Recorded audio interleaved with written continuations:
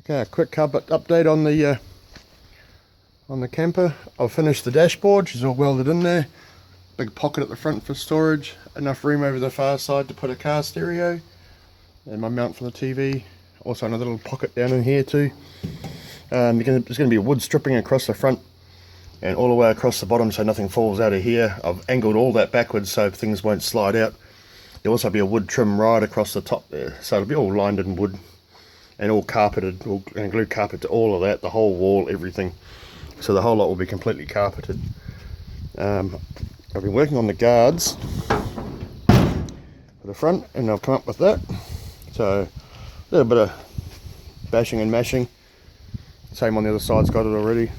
But the reason I put that in there is so that while I'm driving along trails and that, most of the time your headlights only just show straight out in front of you. And I want to see to the side of me. So I got some small little LED lights. I'll go in there on an angle like a headlight facing down the side of my car. And because this is inside the line of my car, I'm not going to see the bright light. But sitting in the driver's seat of my car, it'll be all lit up down the side of my car, around the side, so I'll be able to see exactly what I'm against. So that's the front, and I'm going to put a windscreen deflector across the front here. I've got some clear acrylic blast shield that I can put across the front that'll stop all the stones, and I'm going to put it's going to end up with bars all the way, brush bars all the way around, some stone mud flaps down here and all that sort of stuff too. So and at the moment I'm just looking into the back of it, and I'm going to cut a big chunk out of the floor here right above where the gas tank is.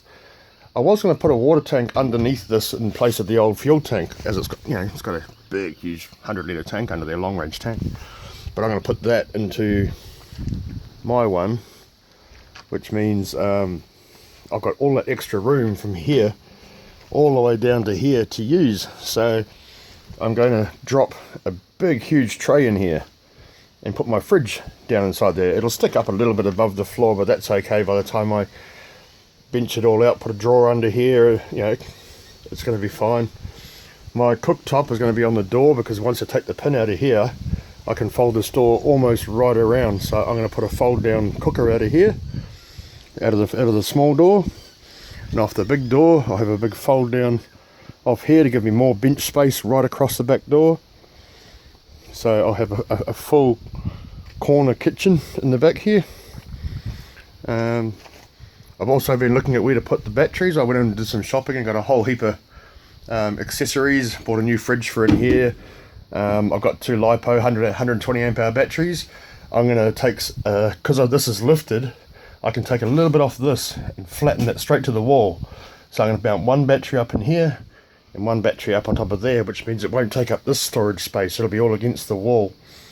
So once I put my drawers in behind, there'll be heaps and heaps of room in there to put drawers, because there's going to be a big wall right across this whole lot, walling the whole back of it off. There'll be one wall here near the kitchen for the back wall of the kitchen, and one at the back there for all the drawers to pull out from the bedroom side. I've also noticed there's quite a bit of extra wasted space under the back here now that I've put the chassis, the body lift in there. So I'm going to cut inside and bring it back. So from here, I'm going to, this big dip here, I can actually take it right back to about somewhere here somewhere. So I'm going to drop a big section out of that, which means in behind my headboard will be one big drawer. So instead of, I was going to put it in, but it was only going to be this big, which isn't much. Once I cut that level back, right back as far as I can get it, I can put a big drawer, so the whole back of my headboard will just slide out, and there'll be a big sliding drawer underneath here for all my bits and pieces and whatnot. And of course it'll just be a whole complete wall full of drawers, so there'll be storage everywhere, and it's right on the forward side of that axle, right over the axle.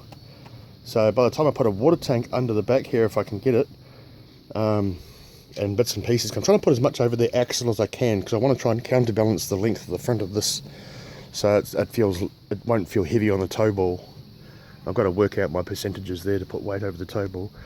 And all the sides of these windows here, I'm going to take them out and put some bat wings in, which means I can box in behind, and I can put like spice rack and dry goods and cans, whatever I want in here. Other side I can put other bits and pieces and just whatever works out right. Also, inside here will be access to the top of the batteries, because the batteries will be sitting here and they'll be just below that top there coming out of here, which means if I come through the side of this through here, if I open the door, the window, I can come through here, lift up a little panel here and get access to the batteries, so I can add wires to the terminals and that sort of stuff, big fuses, etc. Now I've actually been working on a system at the moment for an air conditioner, and I've been looking into some of these little cooler warmers. They've got the piezo, whatever, or piezo, whatever they call them, those little cheap ones. I've worked out I can make an air conditioner that's probably less than a square foot in size and runs on no more power than the fridge does. So I'll find somewhere to mount that, maybe mount it in the side here with a vent to the outside and a tube that goes up through into there. I don't have to do anything here. They don't need any aircon here, just the bedroom only. So that's something I'm working on at the moment for aircon. Yeah, I'm getting ready to pull the chassis out soon, but I've got to I need to cut the hole in here, because it's got to go around the beams that are under here. There's beams going across the corners here, so I need to make it as maximum size as I possibly can before I pull the chassis off, and then I'll have to drop the chassis out from under it, but that's okay. I'm just going to drop it down. And I want to make sure before I pull the chassis out, I go around and check all these bits and pieces under here, and is there anywhere else I can maximize floor space for storage. Under there I've got heaps of room. I could put the tank directly under here. Actually, it wouldn't be too bad, but it depends how much weight I have forwards and backwards and for balance, and I like to fill it with water once it's on its wheels and figure out where it's best place to sit it. I can make things to go under there. And I've also got another idea too. I was thinking this thing here is quite long, and if I drag it through the bush, it's going to be quite difficult to get around some trails that might be a little tight, like a U-turn or a 90-degree turn. So instead of putting the original rear axle in there, what I'm thinking of doing is putting the front axle in instead. Now the diff offset's going to be a pain, but I'll have to move all the mountings for the springs in further. Just means I might have to have a spring on this side that's maybe 2 inches less, so a stock spring in this stock height spring in this side, and say maybe a 2-inch with a spacer in the other. But that doesn't mean to balance it.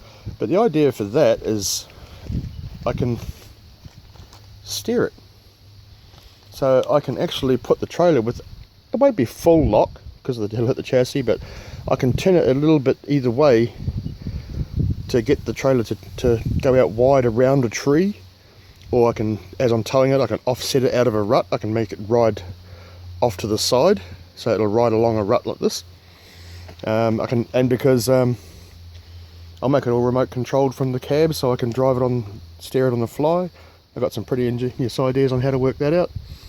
It seems really simple actually too. And because I still have the diff here too, I'm thinking, well, what if I get stuck in a bog hole? I can't pull the thing out. So I'm going to modify a old 12,000 pound winch motor I've got in planetary gears, and I'm going to make the diff drive. So it will be essentially 6-wheel drive. So if I have try to get up a big sand climb or something like that, and instead of just dragging the sheer weight of the trailer up, the trailer can help push, which means it'll be less likely to get stuck trying to drag the weight. So there's the other guard for this side. It's coming along. But that's the latest update on what's coming on with it. I've got a lot more plans for it. It's gonna have every innovation under the sun in it. So yeah, I'm also thinking about I may end up putting a winch on the back to drag the whole rig backwards, because I just got hold of a nice TJM bar for the back.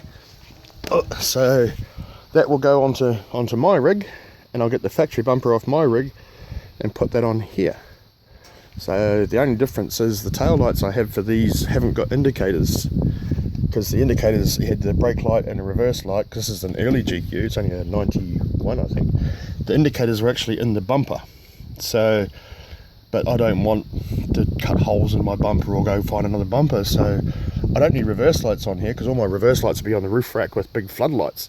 So I can put an orange bulb in the reverse light and turn that into an orange indicator, so that's cool. And I'm going to modify all the thing here to fill the water tank. You know, put a sticker on here, potable water only. There's a lot of things I got planned for it. I got some pipe I'm bending up and all that sort of stuff, so it's going to have full rock sliders. It'll be all big rock bars from here all the way up over all the wheel arches, full rock sliders down the side here. It'll come around and up the corner here and across the front and back down and around the whole lot. It'll be all linked together, tied into the rubber mounted to the chassis.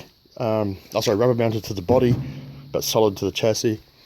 I've got to go and weld a whole bunch of plates along the bottom, getting ready to put me outriggers and that. So it's getting there. I've also decided for windows and things like that, just for if I have to drop this somewhere to go somewhere in my ute, to go up bush somewhere, I'm going to take these windows out. I had them re-tinted anyway, but I'm going to cut a piece of aluminium the same size as this and just put a 90-degree bend on the top, so it'll slide in with the window, and it'll be exactly the same shape as the window, but it'll sit down here. And if I want privacy, or if I park it up somewhere and I don't want someone to break the window on me, I can slide this up and lock it in place. So it'll have an aluminium sheet in here behind the window, so even if the window got smashed, or if I broke one on a trail and I can't seal it up, I can slide these protective sheets up, little aluminium sheets up, and they will seal up the window so nothing can break it or close up a broken window. Yeah, the comment about the window's not going to last long. It's already cracked anyway, so it's not much of a deal. But I've got some shatter, so what do you call it, blast shield type stuff. It's all clear and it's acrylic. It's probably, I don't know, what's that, 8 mil, 6 mil thick, 6 to 8 mil thick. And it's just some. We used to use it for an old job I used to do. It was an impact shield for debris flying off a piece of farm machinery, and it's impact resistant and all and whatnot. And you can actually bend it like steel. You can put it in the folder and actually fold it and put bends in it, which will make it really good, because I can bend the corners around. And of course I needed something to bend all these sheets up with, so a bit of old railway track, and I made a folder for the whole lot just to fold the panels, and it seems to do the job okay.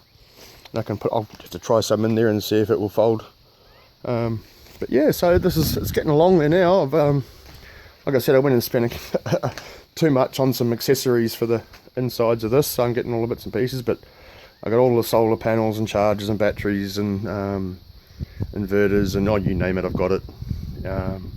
Yeah, so it's coming along. Yeah, so that's my latest update on the build, and I'll get back to you on the next video, I suppose, and update you shortly. Cheers, guys.